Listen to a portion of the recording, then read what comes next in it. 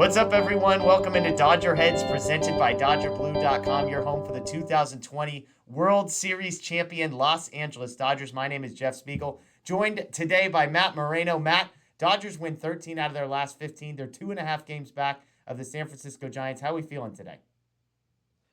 Good. I mean, I think if you're the Dodgers, the past week couldn't have gone any better for you. Kept winning. Almost completed two series sweeps and a perfect homestand. But I think the more important thing is you shaved off, a game and a half of the deficit in the NL West. Yeah, it's and that's been the number to track. It's a roller coaster for me because I feel like every Monday I'm in check-in status of like, are the Dodgers going to win the division? A couple weeks ago, I felt like, hey, this isn't going to happen. This week, I woke up today. I'm like, I just have immense confidence the Dodgers are going to win the division. That's nothing to take away from the Giants, but it feels like the Dodgers are surging. The Giants are holding steady, but even when you look at a couple of the games they won against the A's, one was on like a ninth inning 2-run home run to take a lead. It's not like they're dominant. It feels like they're catching some breaks here and there. The Dodgers' luck seems to be turning. As you said, that they had the divisional lead down to a game and a half. It's at 2.5 now. Do you agree with that sentiment? I would say I am far more confident today than I was 2 weeks ago about the Dodgers winning the division. Absolutely. I know, the last time I was on here with you, we were kind of talking about that. And I said, if I had to pick one way or the other, I would be leaning towards, Dodgers going to end up being in the wild card game.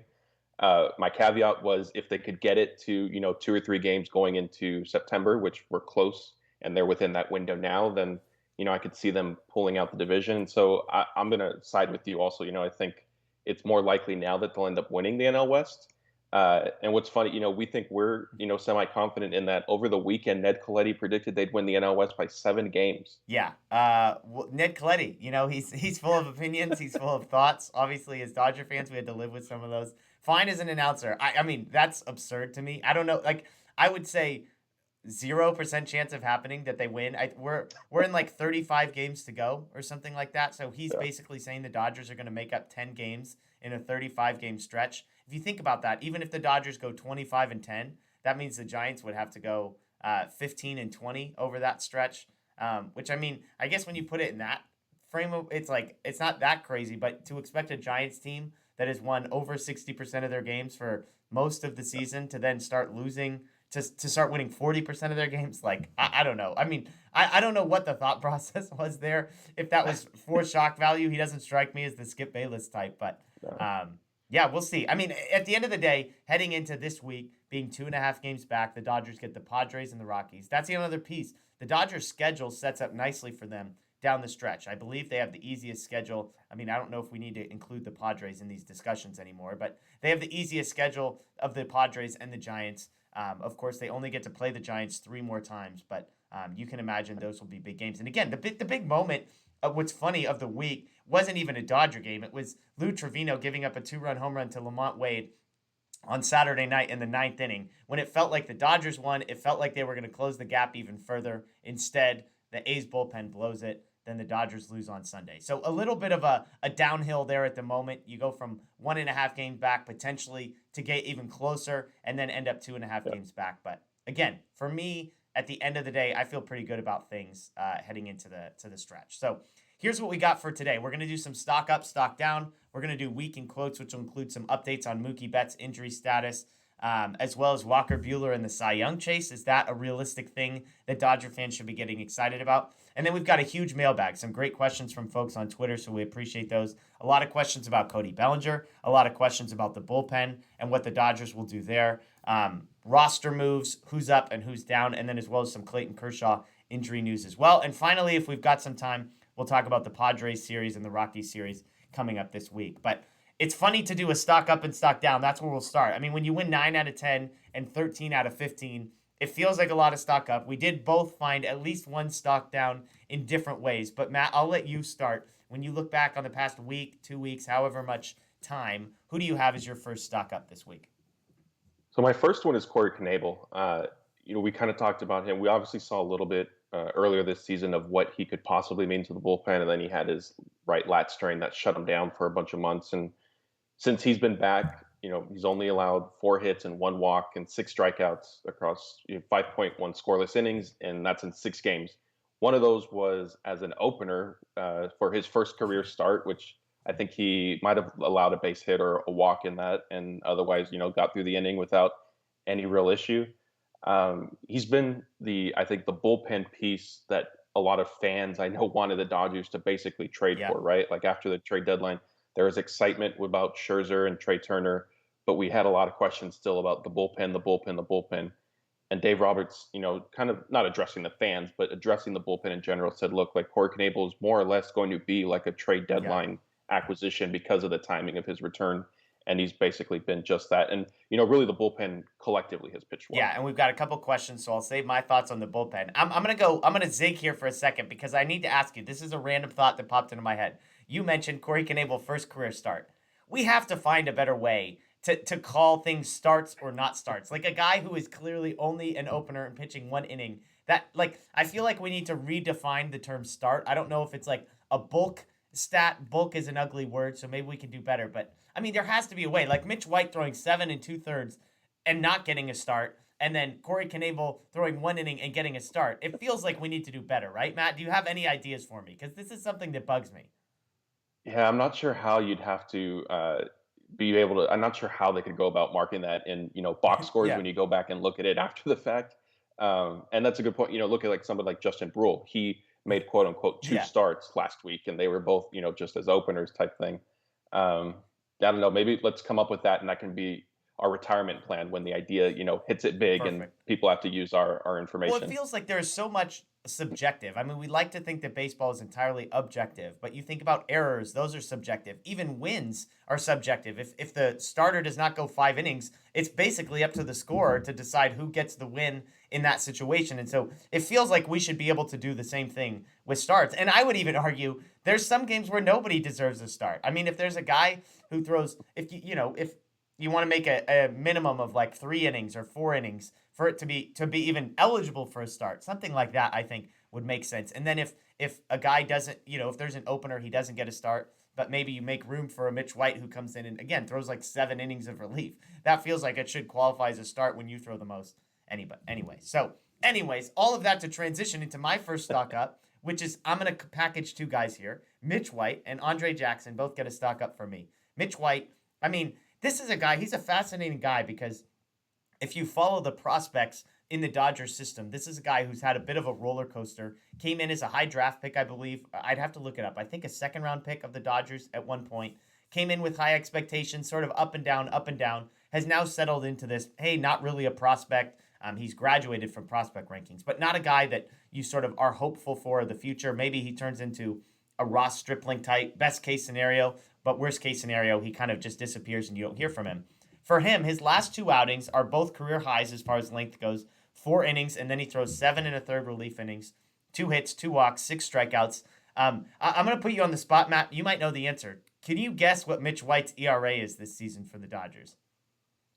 Ooh, I just saw it's around 2, I think, right? Around 3. It's 3.06. But Oh, I mean, I think if you okay. ask the average Dodger fan, most people would have guessed that's like in the fours somewhere. So sneaky good ERA. I will say early in the year, there were a bunch of situations where he got fortunate or he allowed inherited runs to score. So I'm not saying that tells the whole story. But Mitch White, 7 1/3 relief innings. And then I'm going to give a shout out to Andre Jackson. He makes his debut. 4 innings, 2 hits, 4 walks, 5 strikeouts. The big number, 0 earned runs. This is a guy that's been on the 40-man roster. We've been expecting, hey, at some point he's going to come up. I was looking, Justin Lorber updated his midseason rankings over at FutureDodgers.com. This is what he said about Jackson. Jackson entered the Dodgers organization as a 12th round draft pick, converted position player still recovering from Tommy John. 4 years later, he's improved his walk rate every year and represented the Dodgers at the Futures game. Mid-90s fastball isn't a big swing and miss pitch, but it will get some. His changeup has improved to the point where it may now be his best secondary offering. The biggest improvements, as mentioned before, are with command. Jackson projects as the number 4, number 5 starter who should be ready to handle that role early next year. We know the Dodgers are a lot of bullpen games, so for Jackson to come up in his debut, 4 walks, more than you like to see. The whip, not great, but 0 earned runs. So, anyways, long-winded way of saying Mitch White and Andre Jackson stock up for me. Matt, I'll turn it to you. Any thoughts on White or Jackson, or you can move ahead with your next stock up? I think just quick. I mean, they both definitely deserve recognition. I mean, they gave the Dodgers exactly Yeah, what they needed, and in Mitch White's case, even more with the length that he ended up yeah, providing. In that, what was supposed to be a bulk, he was supposed to be, just a bulk guy in the bullpen game. So you were thinking 5 innings, maybe, if things go well, get him into a 6th inning of work. I think with him too, he's had some injury issues, but also like the Dodgers have sort of fluctuated, and it's been based on performance, I think, a little bit. So Mitch White isn't necessarily blameless, if you will, but he hasn't been able to settle into any sort of role, right? Like he was a Yep. starter, but on the Dodgers, when he came up last year, like that wasn't really an option, so he needed to kind of shift to a bullpen role. But yeah, definitely, good to recognize what both young guys did. Yeah. And I mean, he's only 26 years old, and he was a second round pick in 2016. Wanted to go and check that. So Yeah. who knows what that develops into. So go for it. So we'll keep with the pitching theme, and for me, stock up is Walker Buehler. And I know it might sound a little funny considering he's had a really good season. I'll just highlight, really his last 2 starts, he's gone at least 7 innings. This last one against the Mets was 7 2/3. It tied for his longest start of the season. He leads baseball in ERA. He's second in wins. Um, I know Scherzer's here, but you could argue Buehler has been, the ace Yeah. of the staff this season. Yeah, and I mean we've had that debate on this show a number of times. Scherzer versus Bueller. If you end up in that wild card game, and I think most of us end up on Bueller, not even because of this season, but just because of big game stuff. But you could argue even on this season he's been better. So it's funny, to say yeah Bueller stuck up, but it does feel like he's been on a slow build towards the end of the season, which has been encouraging to see. The next stock up for me, I'm going to give a shout out to Corey Seager. I feel like his last couple weeks have sort of flown under the radar. 960 OPS, 11 runs, 2 homers, tons of walks. I think his on base percentage is up over 400. And so, again, the team sort of fluctuating. Seager was hurt for a while, but 960 OPS over the last 2 weeks. He's not hitting all the home runs like Max Muncy. It feels like, I've been out of town. So as I go back and read, maybe I've missed some of this, but it does feel like his last couple weeks have flown a little bit under the radar for me. So Corey Seager gets a shout out for me. Yeah, that's definitely fair to say. And one thing I'll add to that is, Dave Roberts was asked about Seager, I believe over the weekend, and he said, I think this is like the production he's kind of hitting at. I think that's what we're going to see the rest of the year, and we're going to need it. And not to put words in Roberts' mouth, but I will transition to my stock down. Seager being among the players, hitting well is important because with Cody Bellinger, we're still, kind of on a roller coaster with him. He just had his hitting streak; it was snapped. Then he went through a spell up until Sunday's game of going hitless in 4 games. He was 0 for 13 during that stretch. And there's been some good, kind of hard contact. He's gotten some hits taken away from him along the way. But for me, I think what's a little bit more concerning than the results is just seeing like his at-bats again. Like he's kind of chasing that fastball out of the zone. It's some of the stuff we saw earlier when he was really struggling. And, it's tough to say. I know Cody said recently that his right shoulder has he deals with kind of strength issues in it, and he's been building it up, and it's been feeling better of late. I don't know if that still means though that there are days where he might wake up and the shoulder just doesn't feel as good as it did last week type thing, and that could be a factor in the lull. Personally, I've come to kind of just hoping for the best and sort of tempering expectations with him. And, at least you'll get good defense in center field. Yeah. And we'll talk more about Bellinger. Lots of mailbag questions of him. I was reminded of a tweet that I sent out last week. It said, every time someone mentions Bellinger's struggles, it feels like they're obligated to say something like, but he's hitting the ball hard, or but he's taking quality at bats.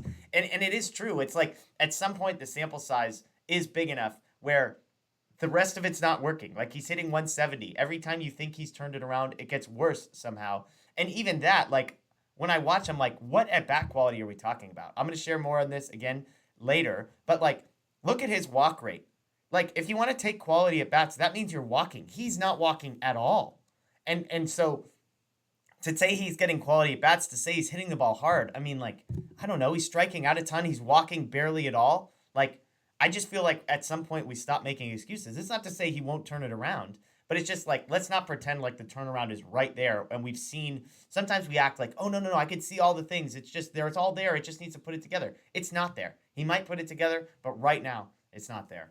My last one, stock down for me, just team defense, team focus. It feels like the Dodgers have been pretty sloppy of late.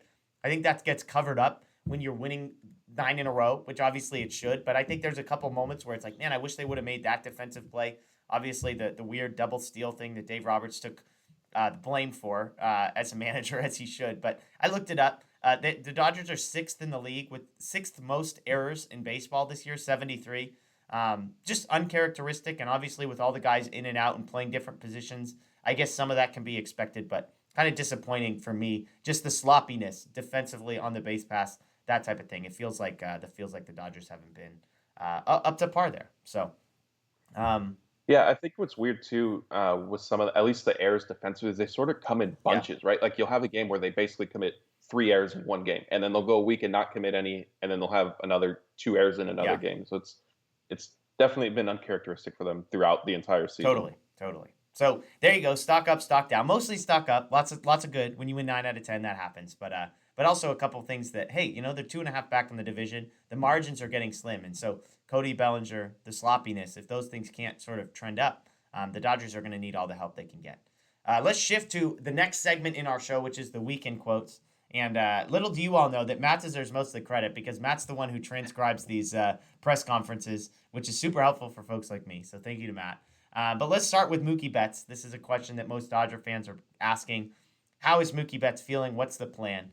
Earlier in the week, we got this quote. He said, "It's the first time I felt normal in a long time. Super excited. Got a couple more days to get some more drills and stuff to make sure I'm ready to go." He said he's more. He asked if he was more confident now about his ability to finish the season based on recent workouts and how he's feeling. He said, "Yes, absolutely. I feel normal now. I feel like the beginning of spring training now. No pain at all or anything. Hopefully, I can stay on this path and I'll be perfectly fine." On Sunday, he took batting practice, ran around, fielded, etc. Dave Roberts had this update. Quote, "Came out of it well, from my understanding. Monday, he's going to be a part of a simulated game here at Dodger Stadium. He'll take some at-bats. My assumption he'll do it again Tuesday. Be off Wednesday. If all goes well, activate him on Thursday." Matt, again, you're tracking this, the updates that have come through Dave Roberts. What do you make of Mookie Betts? And I guess the big question is, do you believe him when he says he's confident he can finish the season?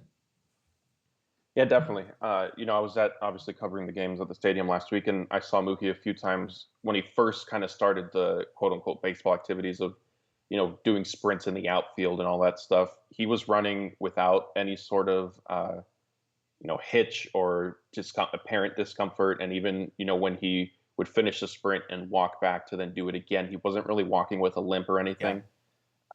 Same thing when he was taking batting practice. He was not inhibited at all with his swing. So I do believe him. I think he's feeling like he said, as best, pretty much as good as he has all year, because he revealed that the hip had been an issue since the first week of the season. Uh, Dodgers are fortunate. I don't necessarily. It's been a weird situation because a few weeks ago, Dave Roberts said, rest isn't really a thing that's going to Yeah. solve this. But now it sort of seems like that has helped at least. And for whatever reason, I'm not informed enough about what kind of the effects and what could possibly work. But the second cortisone shot appears to have taken effect, whereas the first one I think only provided relief for maybe 2 or 3 Got it. days, and then he tried to push through it and he couldn't. For whatever reason, this second cortisone shot seems to have taken effect and kind of kept the pain at bay, and Mookie should be able to finish the year. Yeah, and I mean, Mookie is such a fascinating storyline because of how connected it is to the Cody Bellinger storyline. In the sense that if Mookie Betts comes back and is healthy, AJ Pollock playing the way that he is, Chris Taylor, who obviously has struggled of late but has been great for the most part of the season, it feels like Cody Bellinger becomes the odd man out if he can't figure it out offensively. Now, he knows what he brings to the table defensively, but if you're talking about a guy who's hitting 170 and playing great defense, that's not going to get you playing time over AJ Pollock. It's not going to get you playing time over Chris Taylor when you've got a guy like Mookie Betts who can take that spot, and you don't have any openings anywhere in the infield. There's no DH, so there's nowhere to hide these things. Now, there's platoons that can happen and that kind of thing, but I think one of the mailbag questions we've got is who goes down and how does this impact the lineup if Mookie does come back? Again, as expected on Thursday for the last game of the Padres series, but we'll get to that. But just something to keep in mind that the Dodgers haven't had to juggle the full lineup since Trey Turner has come over because people have been injured at various times. We're on the verge of being fully healthy, and we'll see how that shakes out. Next one on the weekend quotes, not a specific quote here, but something that was noted by in the press conference. Multiple relief pitchers have been giving Will Smith credit for helping them develop. Now, that might not seem like a notable thing, but keep in mind that Will Smith offensively has always been obviously elite and obviously the best catcher the Dodgers have had. The catch has been in the playoffs is how he manages the pitching staff, how he calls the game, which is why Austin Barnes always seems to trickle into more playing time as the season goes on.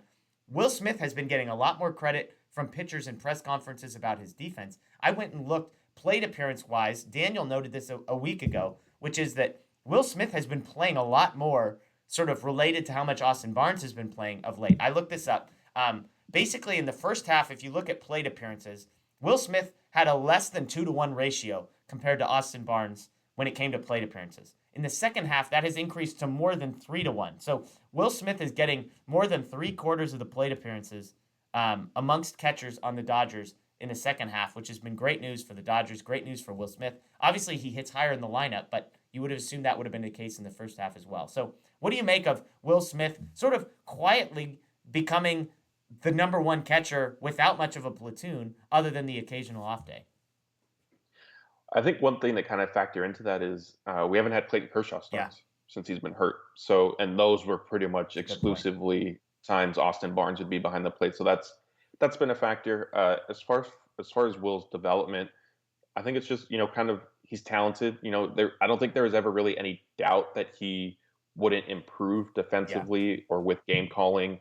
That just it comes with experience. There's no real rushing that or a quick fix of hey, do this one thing and you absolutely will have fully command of how to call a game in the World Series or whatever the case may be.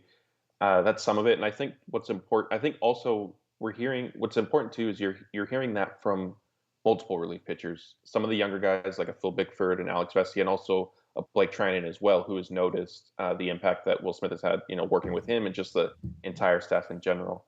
Like you said, obviously it's great news for the Dodgers because he is, as much as Austin Barnes, there is a little bit of a timeshare. Will Smith is undisputedly, their starting catcher. Yeah, and that's what we've all hoped for. And I think like it's always been clear that Smith is ahead of Barnes. I guess what's interesting to me, and you make a great point about Kershaw, is that the gap has widened.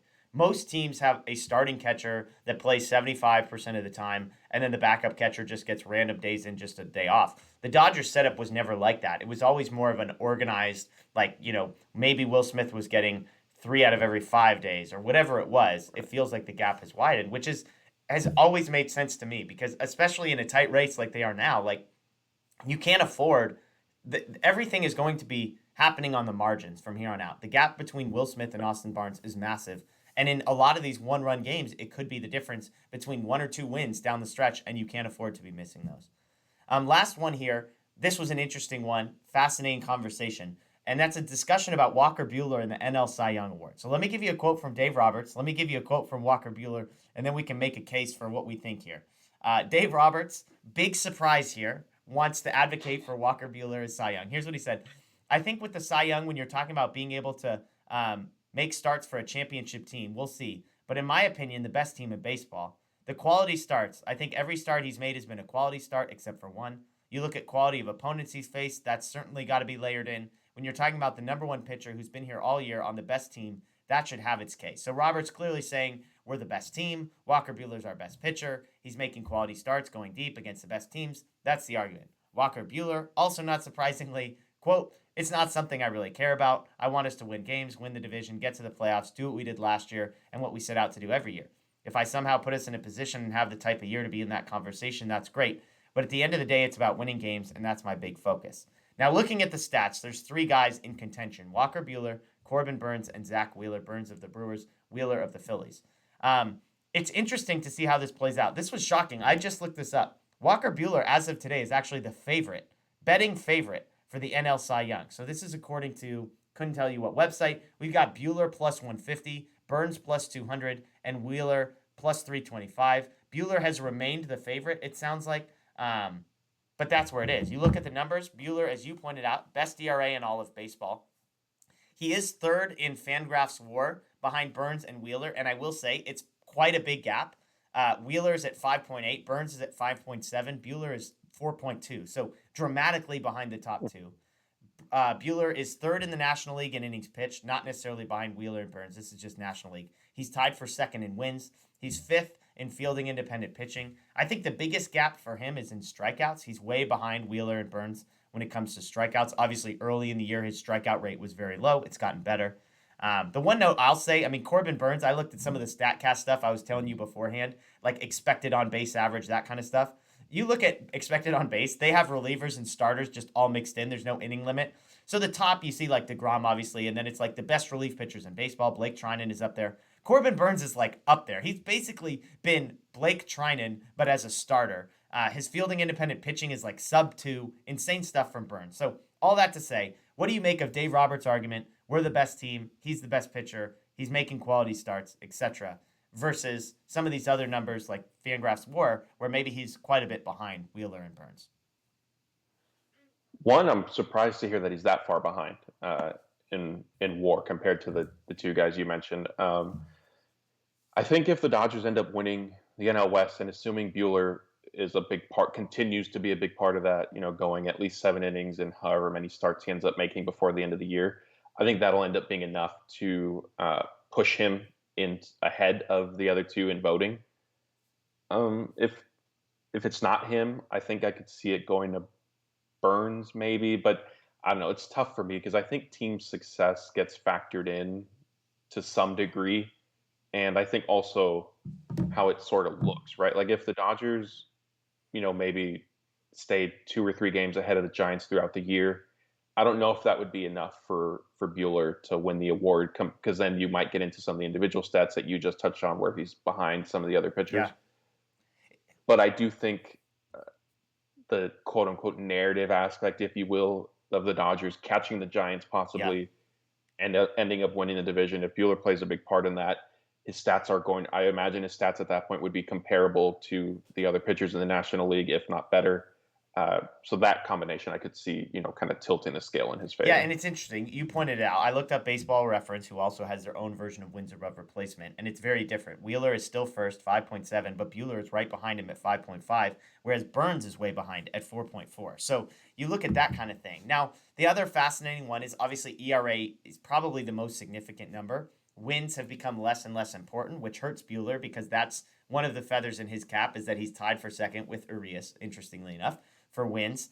But I do think if you want to sort of bet on Buehler, you're betting on that he's trending in the right direction right now. You're betting on the narrative. You're betting on the LA media market and what that could possibly mean. And just the fact that if, as you said, he's pitching the best that he has right now. He's heading into a stretch run with a lot of meaningful games that'll probably be on national television. And again, like the career arc fits. This is a guy who's been on the radar as a big game pitcher in the playoffs and in the World Series. And now he's on this pitching staff with Scherzer and Kershaw and, Bauer when he was there and all that kind of thing. And yet here he is, the best pitcher in that group. He's got the wins. He's got the ERA. Wins above replacement, kind of all over the place for pitchers. He's making the starts. It'll be fascinating. I mean, I'll be honest. When I first saw this, I was like, okay, Walker Buehler really, Cy Young. Like, I get it. He's having a great season. He's having an unbelievable season. And he's definitely deserves to be in contention. It does seem like there's a clear top 3 between Wheeler, Burnes, and Buehler. Obviously, as you were saying offline to me, the Brewers have been very good this season. And so Burnes is going to be in that conversation as one of the better teams in baseball as well. The Phillies, not as much, which will probably hurt Wheeler. But it'll be interesting. I mean, it'll be fascinating. Buehler is here for the big games, and we've got lots of big games coming. He's trending in the right direction, and so I don't know. I like I said, when I looked at the numbers, the Corbin Burnes sort of sabermetrics under the surface stuff, to me, I was like, oh my goodness, like this stuff is insane. Insane how good he has been. Obviously, he was the guy who had like 40 walks or 40 strikeouts before he issued a walk. Those types of performances have been really impressive. But we'll see. I mean, the betting numbers, typically Vegas knows what's up. Obviously, the Dodger pitcher is going to get a bump because they want people to bet on Buehler at worse odds than what he deserves, maybe. But we'll see.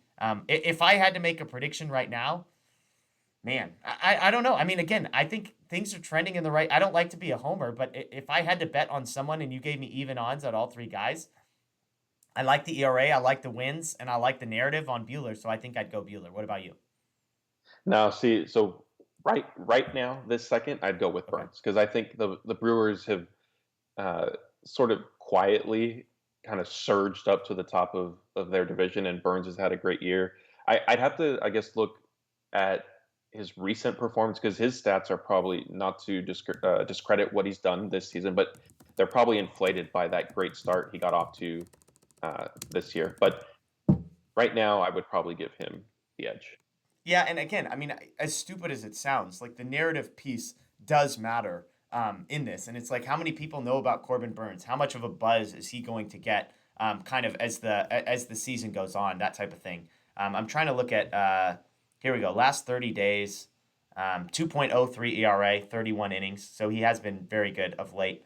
I'm trying to, yeah, I mean, like his worst months were May and June. He was fantastic in April, July, 2.30 ERA, August through 21 innings. He's got a .43 ERA. So of late, Well, he's there been you there. go. So yeah, I think if the season stopped today, those would probably, and that's what's fascinating. And as I say that, Wheeler is the guy who leads in wins above replacement in both Baseball Reference and Fangraphs. So if you want to know how close any of this stuff is going to be, there you go. So with that, let's shift gears one more time. Let's get to some mailbag questions. We got a bunch of great questions via Twitter, so thank you. As always, if you've got questions, you can send them to me at Jeff Spiegel. Send them to at DodgerBlue1958 on Twitter as well. You can find Matt. You can find Daniel. Send them to any of us. We'll do our best to get to them. But today we kind of wanted to do a big mailbag, and you all did not disappoint us, so thank you. Let's start with a couple questions on the bullpen. These were really interesting. The first one, this is from Jason Austin. He says, will it be the bullpen that ultimately defines the 2021 Dodgers? No significant adds at the deadline, ... I'll be honest, this one fascinated me because I don't know, like, are people paying attention to how good the Dodger bullpen has been? The Dodgers have the fourth best fielding independent pitching among all bullpens. They're fourth in wins above replacement. They're fourth in ERA. All those numbers, I believe, were better before Sunday, which was not a great day for the bullpen. Fabian Ardaya of The Athletic pointed out, since Monday, the Dodgers bullpen arms, including openers, had combined to allow just 8 runs in 40 and two-thirds innings, 39 strikeouts, 12 walks. That's a 1.77 ERA. And we're going to get to bullpen depth in a moment because we got another question there. But to me, Knebel, who you pointed out, Danny Duffy, who was added to help in the bullpen, to me, if we're going off the question, is this will the bullpen be what ultimately defines the Dodgers? My answer is no. I think the bullpen, if it does define them, it will be in a good way. I think the bullpen has been a good thing. What do you think, Matt? My answer to that is yes, and I think because it will either continue doing what it's been doing and play a key role. Obviously, relief pitching gets Yeah. magnified in October, uh, or if the bullpen stumbles, that could be what undoes a good Walker Buehler start, a good Clayton Kershaw start, Max Scherzer, whatever the case may be. Um, so my answer is yes, but that's not to suggest that I think the bullpen is going to Got it. fail or be, the dumpster fire that fans, for whatever reason, think it's been all season. And it happens. I mean, not enough people will remember, hey, actually, X, Y, and Z relievers combined for, Yeah. X amount of scoreless innings in back-to-back games. But if there's the one, Kenley Jansen blown save, and that's the one game maybe they lose out of 10, that's what everybody points to and says the bullpen's broken, Kenley's, terrible, this and that. So yeah, that's kind of where I stand on the Yeah, I matter. mean, and maybe I misinterpreted the question. I interpreted this through a negative lens, as in the Dodgers season is going to be screwed over by the bullpen. So, Jason, apologies if I'm misreading that. And again, to the no significant adds to the deadline comment. First of all, Corey Knebel got added. He came back healthy. And you could argue that outside of Craig Kimbrell, he might have been the best relief pitcher, quote unquote, added at any point. Obviously, Kimbrell in a league of his own. But Knebel has been fantastic historically, has been really good since coming back. And then also Danny Duffy, who I admit it's hard to remember because they traded for him and he's not going to pitch for them for like still another few weeks. But this is a guy who made 12 starts, 61 innings, 2.51 ERA, and the plan is to make him a reliever. Now, obviously, some of that got warped when guys started getting hurt, but I think the plan again now is for him to be a reliever, strictly a reliever. And at that point, I mean, with the talent that he has and the way that he's been pitching the last couple of seasons, that's another big boost to the Dodgers bullpen, which leads into the next question that I want to talk about, which was probably my favorite. So shout out to Vino. Vino says, who's in and who's out as far as playoff relievers go? This gets to why I think the Dodgers bullpen is way better than anyone gives it credit for, which is the depth. So I went and looked and just picked. Last year in the NLCS, the Dodgers elected to take 15 pitchers onto their roster. So let's just, for the sake of this argument, assume that they choose to go with 15 pitchers. Obviously, a wild card game would be a different scenario. Hopefully, we don't have to deal with that. But NLDS, NLCS, World Series, let's say they go with 15 pitchers on the roster. At the starting rotation, you've got Buehler, you've got Scherzer, you've got Kershaw, Urias. We're operating under the assumption everybody's healthy for this argument. So you got 4 starters, locks. I've got 4 relievers as locks as well. That's Jansen, Treinen, Knebel, and I would put David Price as a lock as well. I think he just gives them that swing starter if you get into a bind, lefty, playoff experience, etc. Maybe he belongs in the next category, but I think he's a safe bet. So that gets us to 8. Then I've got 6 more guys that I would argue are just about locks if you had to make a decision today. And no particular order. That's Bickford, that's Danny Duffy if he's healthy, Victor Gonzalez if he's healthy, Brusdar Graterol, Joe Kelly, Alex Vesia.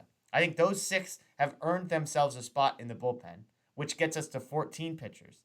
That leaves 1 spot up for grabs for guys like Tony Gonsolin, Mitch White, Brule, Neftali Feliz if you want to buy into what that looks like, Scott Alexander, Clevenger. Now, Clevenger and Alexander have been described as a ways away, so maybe we can cross them off. Or does Andre Jackson sneak onto a roster? Does Ryan Pepio or one of the top Dodger prospects sneak onto the roster in the 15th spot? So for me, when I look at the first 10 relievers past the 4 starters, Jansen, Treinen, Knebel, Price, Bickford, Duffy, Gonzalez, Graterol, Kelly, Vesia, I feel really good about all 10 of those guys. Like, there's not a single guy where I'm like, oh, please, for the love of God, do not let that guy come in a close game. So that's a lot of me talking again. But when it comes to the bullpen, that's why I feel good about it. Yeah, I agree with you. I think what would be interesting to see is how they settle on maybe David Price or Tony Gonsolin, what role. Like, if they need to view Price as the 5th starter, then it, in theory, opens up a bullpen spot. I think Tony Gonsolin, because of his experience, because the team, when he's look, I know Gonsolin hasn't pitched well this year, but when he's healthy, he is an effective, good pitcher. The postseason last year, they were kind of tinkering with his role. He wasn't sure if he was going to start or pitch in relief. I think that sort of messed with him going through the postseason for the first time. So from the last group that you named, I think he would be given the first shot over an Andre Jackson, a Ryan Pepio, again, assuming that he gets back healthy and pitches effectively in whatever capacity they'll end up being in September. But yeah, I mean, I agree with you. It's a strong group, and I think there's versatility too. Maybe they end up putting Julio Urias in the bullpen for whatever reason. Come later in the NLCS, maybe he makes one start. If they get there, he makes one start in the NLCS, and then you need him as instead of we've seen it teams in the past, instead of having a pitcher throw their side session before a game, they save that because then maybe they could come in and give them an inning out of the bullpen type thing. We'll see. I think also what will be factored into this is, and how many pitchers they end up carrying, is Mookie Betts. If he is still in a situation where, he thinks, as much as we express confidence and he's expressed confidence that he's going to be able to finish the season, if there are still instances where, hey, the hip flares up in the 5th inning and all of a sudden he needs to come out, you need an extra bench player.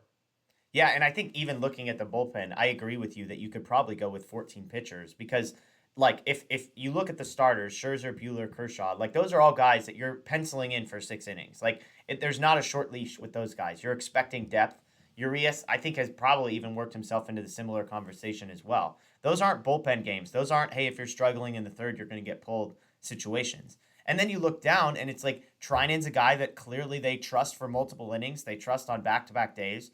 And then you've got David Price and Danny Duffy as guys who are historically starters. So depending on health there, maybe guys that you trust for more length if you need it or multiple days. And even guys like Bickford and Joe Kelly, I think, are the types where they're not afraid to get 4 or 5 out. So it does feel like there's not a ton of those Adam Kolarek types where it's like, hey, we just need 3 batters and you're done. I mean, Vesia may be in that category, although he's probably worked himself out of that category.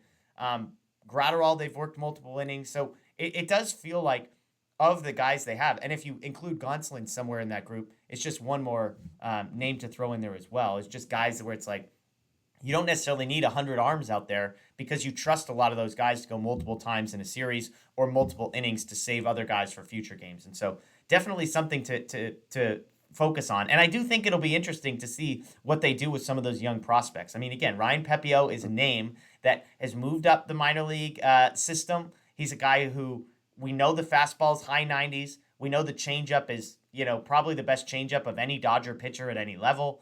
And so he's excelled as a starter, but he does feel like the type that, who knows, he could be a weapon. Andre Jackson doesn't necessarily have that kind of stuff where you convert him into a relief pitcher and hope for the best. But a guy like Pepio does. And, I don't think Bobby Miller, I don't think Beater, I don't think any of those guys are close enough. Landon Knack, I think, got shut down or pulled out of a game. So not in contention. But Pepio would be the one name as far as young guys to watch, I think. You're in there. I haven't heard anything. It's not been mentioned or poo-pooed at all. What are your thoughts and take on that? Yeah, so Dave Roberts, or it might have been a couple weeks, maybe even 3 weeks ago now, he was asked about Pepio possibly coming up at some point this season, and he didn't say yes, he didn't say no. I think if the name to kind of watch with the bullpen, who could end up being the odd man out, again assuming full health across the board, is Victor Gonzalez, because as you were going off, all these other guys can go 1+. Victor Gonzalez, I think now is more the Adam Kolarek role, where he's pretty much a one-inning guy, ideally a run of lefties. Yeah. And he struggled this year. I know there have been, a couple injuries that are probably to blame for that. But if you have Alex Vesia, David Price possibly in the bullpen, Victor Gonzalez, if he's not pitching well, maybe that's the opening that somebody like Pepio would need. Yeah, it's great. It's a great point. And Gratterall, Gratterall's a guy who got sent to the minors, but he's pitched really well. And so it does feel like there's a confidence level with him. Obviously, even as we say that, Gonzalez, Kelly, both guys who are currently not available. Duffy, not available. So to pretend like any of this is set in stone would be foolish. Let's get to some other questions here. Let's see. Laura asked this question. As a worst-case scenario, we end up in a one-game wild card.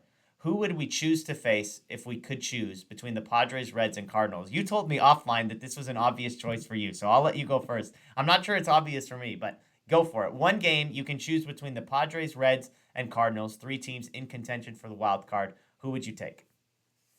So maybe this may end up being famous last words, but I think now I'm kind of backtracking maybe a little. Okay, so my initial reaction was they would be the Reds, right? Even though maybe they would be the hottest team because they, at least for now, have taken over the Padres for the second wild card spot.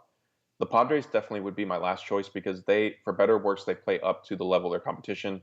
We've seen them give the Dodgers fits all year. We've seen them then get, kind of struggle against the Rockies and the Marlins and those types. So maybe the landing spot, the happy medium, ends up being the Cardinals. I feel like they're kind of just floating out there. My hesitancy with that is that there's obviously plenty of postseason history with the Cardinals. Granted, this is a completely different rendition of them for the most part. Wainwright's still around. Right, Wainwright and Yachty are still around, but for the most part, it's a new team than the ones that were giving the Dodgers battles, a handful of years ago. But so I'll stick with, I think the obvious choice would be the Reds. See, here's what's interesting. When I think of the one-game series, the number one thing I look at is who's the starting pitcher that we would have to face in that game. Because it feels like it's a one-game scenario. It's the only time in baseball where one person, I think, can have an outsized impact on a series. So for the Reds, you'd be facing Luis Castillo, who has been up and down, but has been better in the second half of the season and historically is nasty. For the Cardinals, it's probably Adam Wainwright, maybe Jack Flaherty, but Wainwright has been insane. He keeps throwing 9-inning, 8-inning starts. Yeah.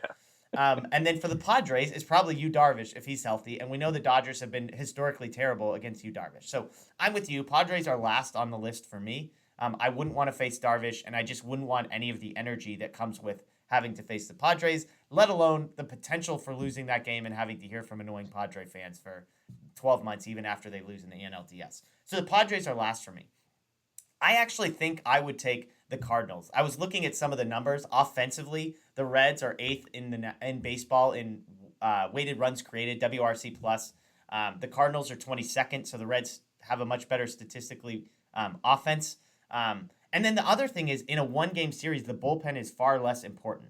Now, the Reds have one of the worst bullpens in all of baseball. They're 29th in fielding independent pitching among bullpens. But again, in a one-game series, that doesn't really matter because Castillo probably gets you 6 innings, you hope, and then you just take your 2 or 3 best pitchers who might be other starters and you just throw them at them to the back half. So I think I would take the Cardinals. I know Wainwright has had a good season. The offense for them is the worst of the 3. They're in the bottom third of all of baseball. And even if Flaherty is the guy who starts, the Dodgers actually knocked him around a little bit earlier this season. So I think for me, I would choose the Cardinals. It's funny that you said the Reds were obvious because for me, I wouldn't want to touch Castillo, and I like their offense better. But I think so. So you where did you land? Did you land on the Reds or the Cardinals? I'll stay with the Reds, but it's like 51 Okay, 49. I mean, it's fair, close. fair. Okay, let's get to let's see. This was the most popular line of questioning in our mailbag. No surprises here. Good friend Cody Bellinger. George asks, Cody still struggles, yet fans persist that he's bound to get hot. What's the ideal outfield with and without Bellinger? Another question, will Bellinger sit when Mookie returns? That's from 20 Dodgers 20. And then Sage, a.k.a. Mage, chances of Cody making the postseason roster other than for defense. Like, would he only go in and play if we had a DH just because of his defense? You shared a little bit about Bellinger. I'll share some numbers I came up with. He's 5 for his last 38, dating back to August 11th. Over that stretch, he has 3 doubles, no home runs, 3 RBIs, 12 strikeouts, and 1 walk. Okay, so that's the number that's significant to me. Don't tell me he's having quality at bats if dating back to August 11th, he has 12 strikeouts and 1 walk. His last multi-hit game was August 11th. His last multi-hit game before that was July 31st. So basically, he has a multi-hit game every 2 weeks. As you said, he was 0 for 13 entering Sunday. He went just 1 for 3. I just don't get. I don't see the at-bat quality. The walks are the concerning thing to me. That was the thing, like, about Max Muncy. Even when Max Muncy is in stretches where he's hitting like 200, his on-base percentage is always good because he's drawing walks. Bellinger, I don't know what it is. It feels like he's swinging for the fences and hoping for the best.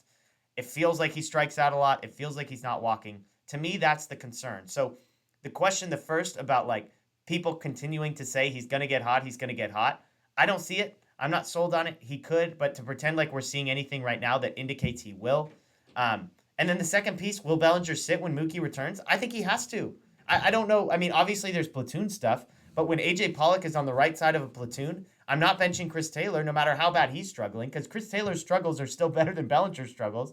And Chris Taylor is a solid defensive player. Pollock is the worst defensive outfielder they have, but the gap offensively is so big that I don't know if AJ Pollock, you can't sit him. He's having his best season since 2015. Now, the last question, I think he makes a postseason roster. There's no doubt in my mind that Cody Bellinger's on the postseason roster. Doesn't matter why they put him in there, but he will be on the postseason roster as a defensive replacement, as a pinch hitter. But there's 3 questions in here, Matt, so I apologize. I was all over the place. Do you believe that he's going to get hot? Do you believe he sits when Mookie returns? And do you believe he's on the postseason roster are the 3 questions. So for me, it's never really been about, Cody Bellinger getting hot. I think what the Dodgers are kind of hoping for is just some level of consistency of being a threat with the bat. Yeah. I mean, we saw it a little bit when he went on his hitting streak.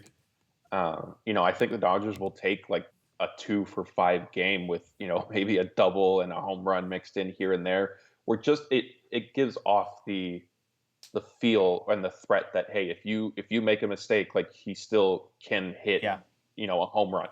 I understand what you're saying about the quality of bats and walks not necessarily showing through. That's definitely a fair criticism. I think, though, still you could have a quote unquote quality at bat that maybe ends in like a line out to center field, right? Where he didn't necessarily walk, but he fouled off good pitches. Maybe he laid off one that was borderline and called for a ball. So I don't know if that's necessarily black. I agree with you. You would like to see more walks built in if he's not getting hits. But I'm not sure if that's as black and white. The second question, I think he absolutely will be a platoon. That Dave Roberts came out and basically said that was what was going to happen. And then either that night or the next night, Mookie hurt his hip again. So that ended up changing the entire calculation. So I think, assuming, again, health, we're going to end up back in that situation where Chris Taylor's starting in center field, Mookie's in right field, and Bellinger's platooning with Taylor, or maybe Pollock, and then Taylor slides over to left and Bellinger's in center. And I mean, yeah, I agree with you. He's a lock on the postseason roster. And look, he's had his struggles at the plate, but he is very good defensively, and that's not something that can be overlooked. We talked about it last year on our show. Some of the plays he made in the postseason, obviously there were spectacular catches. He robbed Tatis of a home run. He made another catch at the wall in the NLCS, but there was one that we agreed on was sort of under the radar, where he got to a ball in the gap that probably dropped. I don't remember if it was the World Series or the NLCS, but most center fielders, that probably drops. And he ended up making, a running catch. So there is still value with him, is, I think, the biggest thing that I just want to stress, because we get a lot of complaints of he's an automatic out, he's this, he's that. he's struggling this year. Like, there's no denying that. But to say he doesn't have any sort of value, I think is still Yeah. incorrect. What's interesting is a couple things. So first of all, to go back to the walk rate and stuff, his walk rate for his career is 12.1%. This year it's 9.8%. His career strikeout percentage is 22.2%. This year it's up to 27.7%. So he's striking out 10% more than he did last year. Last year 17.3, the year before 16.4, 27.7. The walk rate going the wrong way, 14.4 to 12.3, down to 9.8 this year. That's concerning. What's interesting about the platoon is you would think, oh, Bellinger's a lefty, Pollock's a righty, no problem. Well, you look at the splits. Pollock is hitting over 300 against both lefties and righties this season. He's obviously a right-handed hitter. He's got 10 home runs against righties this year. And Chris Taylor is kind of the same. There's not a natural platoon split. So while Bellinger you might like more against righties, I just don't know who you're taking off the field in that situation. Now, Mookie Betts is going to need some days off. Bellinger can get in on the infield and maybe give people, Max Muncy can play kind of all over the infield. But the platoon makes sense, and you're like, oh, lefty, righty. But Pollock is hitting everybody. And then I don't know if Chris Taylor has been, again, struggled, but again, there's not a natural platoon split for him either. So we'll see what happens. Bellinger, there's time for him to give us some glimpses of things that are getting better. As you said, his performance in the postseason speaks for itself. I will always say he had the single biggest hit of the entire World Series run was that home run in Game 7 of the NLCS. That was the most memorable moment to me of anything that happened short of Urias getting the last out in the World Series was that home run from Cody Bellinger. You said he robs Tatis of the home run. He gets that ball in center field that he makes it look easy, and the catch probability was like 20% or something like that. So there's value in Bellinger. Of course, he's going to hit a big home run in the postseason. I really believe that. But you look like it's easy to say, of course he's going to play. Of course it's going to be a platoon. You're not saying this, but I've heard people saying this, Matt. And it's like, well, for who? Like, who is he going to play over? Because Pollock doesn't have split differences. Chris Taylor has been fantastic all season. And Mookie Betts is Mookie Betts. Yeah, I guess from my stance and my perspective, I should clarify. When I say a platoon, it's not in the traditional sense that you kind of outlined and that we're all used to. Right. I think basically Bellinger, it'll be a bench role is probably a better way to put it, because AJ Pollock will need a day of rest at some point. Chris Taylor will need a day of rest at some point. Mookie Betts will need some rest at some point. Yeah. Maybe even Max Muncy. And like you said, he comes in and plays first base. So platoon was the incorrect way. That was kind of the way the question was presented to Dave Robertson. He said yes, but I think it is more, hey, he's going to be a bench role and a guy who just, gives us an opportunity to rest some of the other regulars. Yeah, and if you look, there's 7 position players outside of catcher, right? And the way the Dodgers have flexibility with Chris Taylor and Max Muncy and even a guy like Trey Turner, there's a lot of guys you can move out. So if every one of those 7 gets one day off a week, it's not like Cody Bellinger is the clear next one. Obviously, Albert Pujols, depending on the day. But so if Cody Bellinger gives every outfielder one day off a week, there's 3 games. And if maybe he gets one first base day, there's 4 games a week. I think that's kind of the setup you're going to have. Obviously, again, Pujols is going to probably be playing a bit more. That's a fascinating one. Like, if you had to choose between Cody Bellinger or Albert Pujols starting, and knowing that you just move everybody else around, so Pujols is playing first base, and Bellinger would be playing, let's say, center field. If you had to choose between those two, who would you take right now? Probably Pujols, because I'm assuming that if he's starting, it's because they're facing a left-hander, and I don't really trust Bellinger. Fair. He's struggling already, so let's put him, kind of in the best positions to succeed. I don't think that's against a lefty right now. So I sort of went nitpicking on your question. Fair. It's a fair nitpick. I hadn't thought of that. Yeah, like Pujols is playing against lefties. I guess in my mind, I trust Pujols against lefties more than I trust Bellinger against righties, I guess is the point that I'm saying. Yeah. And Pujols can play an acceptable enough level of defense at first base to sort of make up for the fact that I would take his defense and his offense right now, I think, over Cody Bellinger's offense and his defense, albeit at 2 different positions. That's fair. And hey, we saw Pujols. He had that rundown the other day. He's got great closing speed. Yeah, exactly. That was a great moment. Okay, last question. This is one for you, Matt, because you're in there. Robert Escobar asks, when Kershaw comes back, will he be coming out of the bullpen? I don't believe so now. Obviously, that could change at any moment, really. So this past week, he was going through his throwing program. played catch every day. Things seem to be trending in the right direction. The only thing that I caution is that was the case last month, and then when he faced through live BP, that's when the soreness kind of came up again, and that's what shut him down. And now we're in the position that we are. Dave Roberts did say, obviously, a best case scenario is Kershaw comes back next month and he makes multiple starts for them. So I think, at least in terms of the calendar, there is enough time for him to come back as a starter. Now, if we get into a scenario where he faces batters again, either this week or early next week, and there's any sort of setback, then I think there's going to have to be kind of, recalculation of what the expectations are and what his role will be. Yeah, and it's worth pointing out that the Dodgers don't have a clear number 4 starter. So if a guy like Tony Gonsolin was up, fully healthy, pitching well, that might alter things. But when David Price is your 4th starter, and he's done fine, but nobody would say he's done amazing. He's done kind of exactly what you expected. 4 innings, 2 to 3 earned runs. You just accept it and say, hey, this is not terrible. So there is an urgency to getting Kershaw back as a starter. They're not going to rush it, but it's worth pointing that out.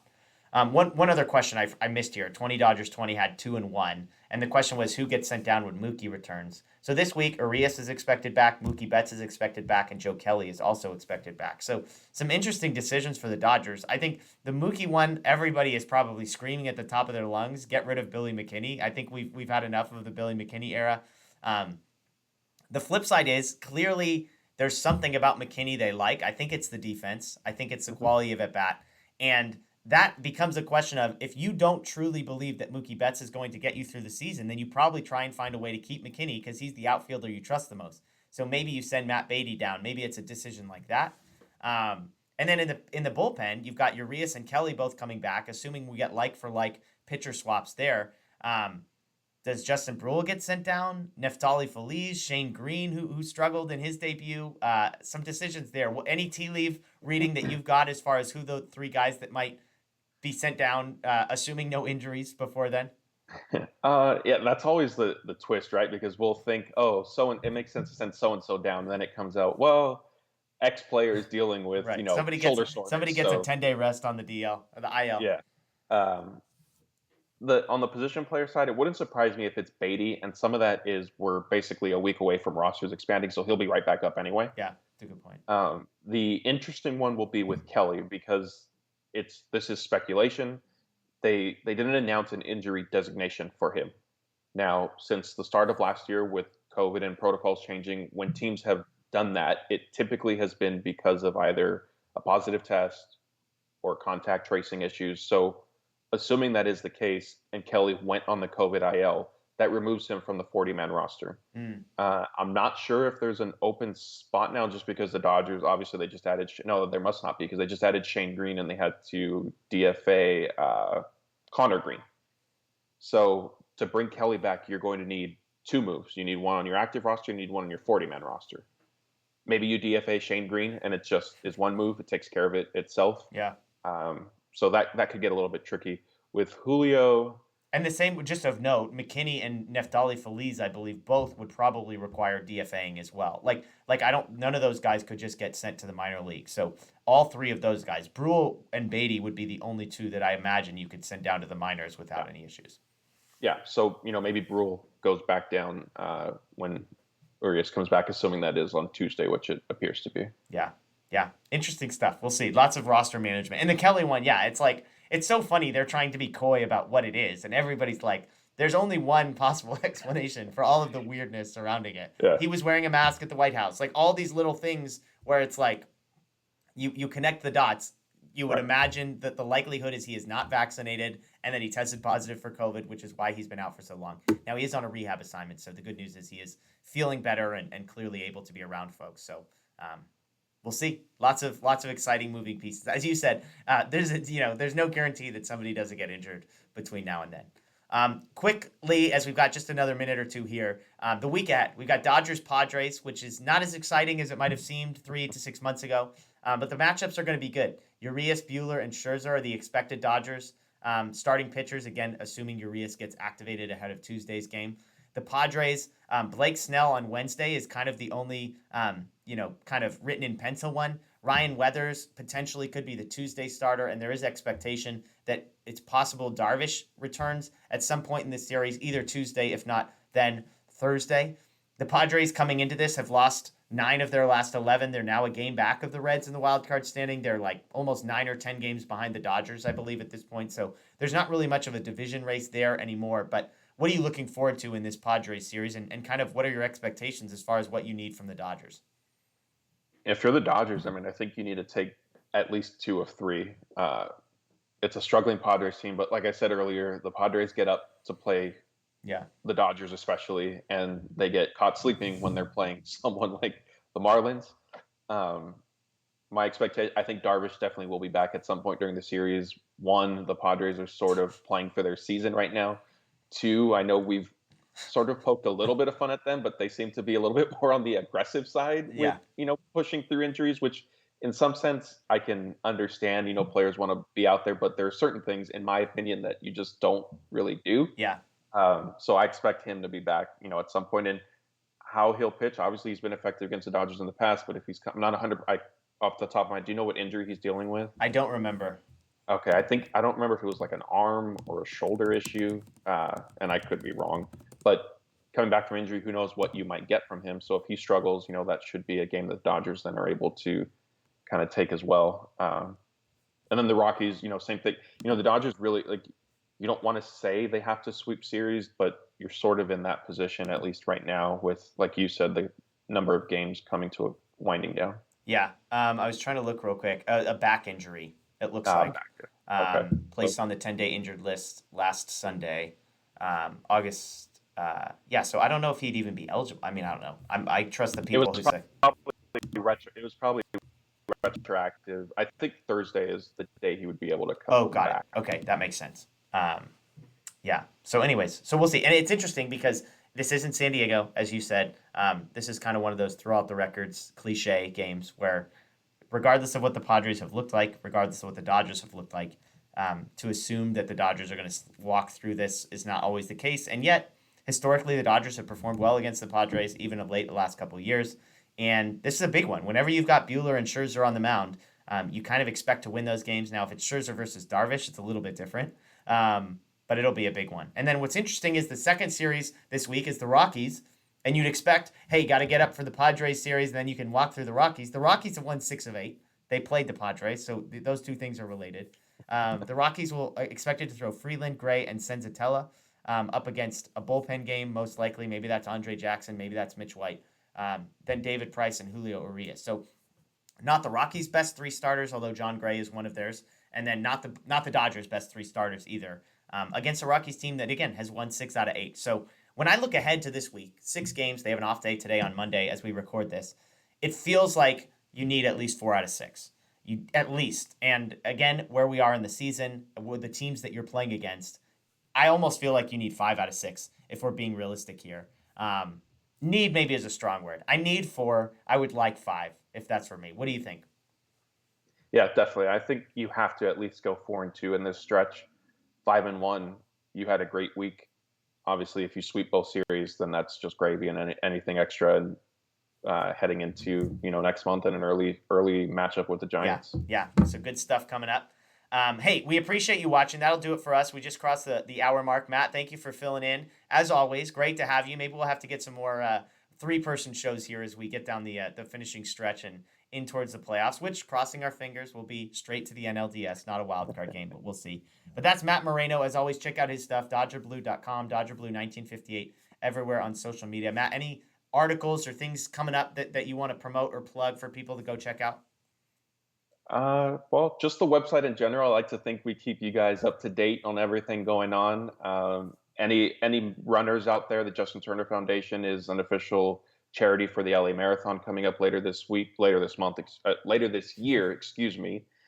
we will have an article on details on how you can kind of enroll with their team and get a free Baseballism shirt and do some fundraising and stuff like that. Love it. Love it. Well, Daniel and I will be back with a live post-game show later this week. We're looking at possibly Thursday so we could get that Scherzer versus Darvish game potentially. If not that, then maybe Saturday because it's a 6:10 start. So it wouldn't quite be the 11 p.m. live post-game show that we've gotten used to. We'll see. But stay tuned for that. And I'm back. I was on vacation too the last 3 weeks with some work stuff. I'm here for the stretch run, so expect a lot more videos here on the Dodger Blue YouTube channel. As always, subscribe, ring the notification bell, let your friends know to check out the channel. We always appreciate it. That's Matt. I'm Jeff. Dodgers, 9 of their last 10, 13 of the last 15, 2.5 games back, ready for a stretch run. The best team holding a trophy high in the air. The Los Angeles Dodgers, champions of the baseball world.